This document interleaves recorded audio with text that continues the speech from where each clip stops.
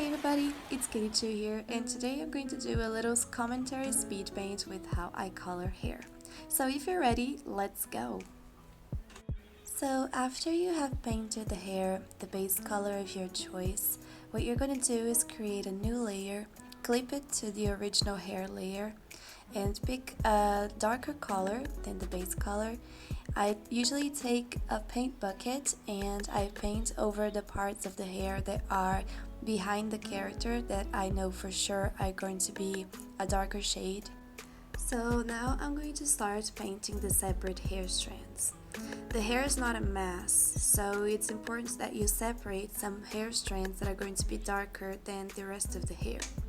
I usually do pointy shapes that follow the movement of the hair, and they usually converge on the end of the hair strands. So since this hair is more on the wavy side, I'm going to do curved lines because they follow the shape that I gave to the hair strands.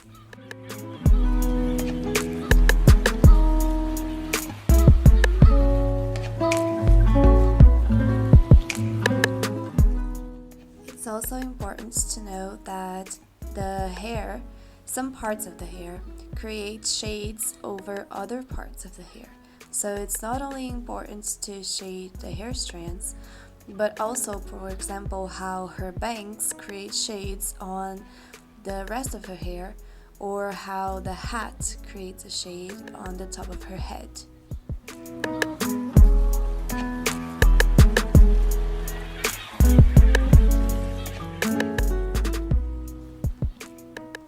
You can also notice that on her fringe, which is straight, I'm using a different sort of line to shade the strands. I'm using straight lines without as many curves as I used on the rest of her hair.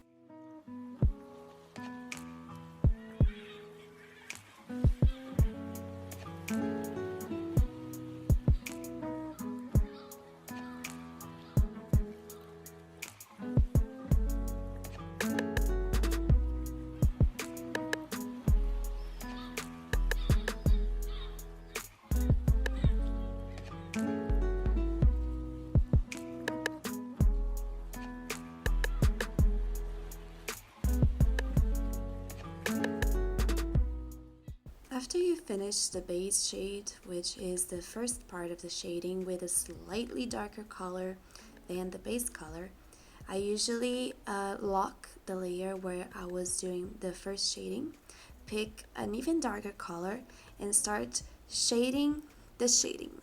It's sort of like I am doing the darker parts inside the already darker parts. So for example, if I have a paint bucket, use the paint bucket to paint over a strand of hair that is completely dark, I'm going to use this even darker shape to separate more strands of hair inside that dark part of the hair. This usually gives the drawing a little bit more depth and makes the hair look more interesting.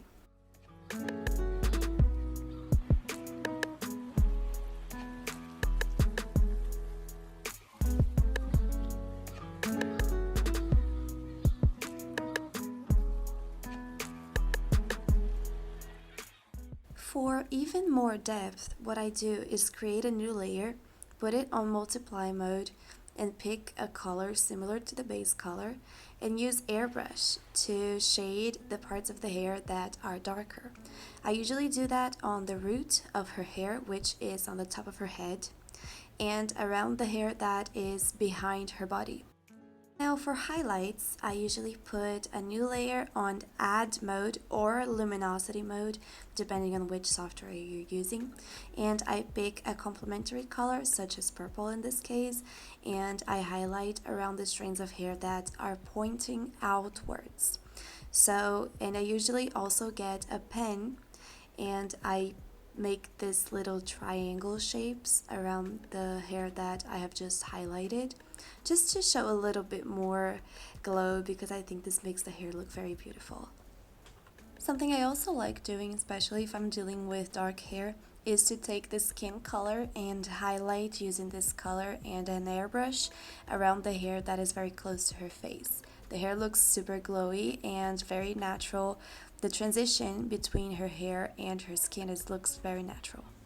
Last but not least, I take the base color and I use it to draw loose strands all around her hair. I think this step is super important to show a lot of movement and make the hair look super natural. After a lot of color correction, because I really enjoy having my drawings really saturated, this is the final result. I hope you have enjoyed this tutorial and I hope to make more in the future, so leave your like and subscribe to my channel and see you next time! I also have another hair tutorial file on my DeviantArt page where I have everything written down with color references, so I'm gonna link it in the description, and if you want it you can check it out.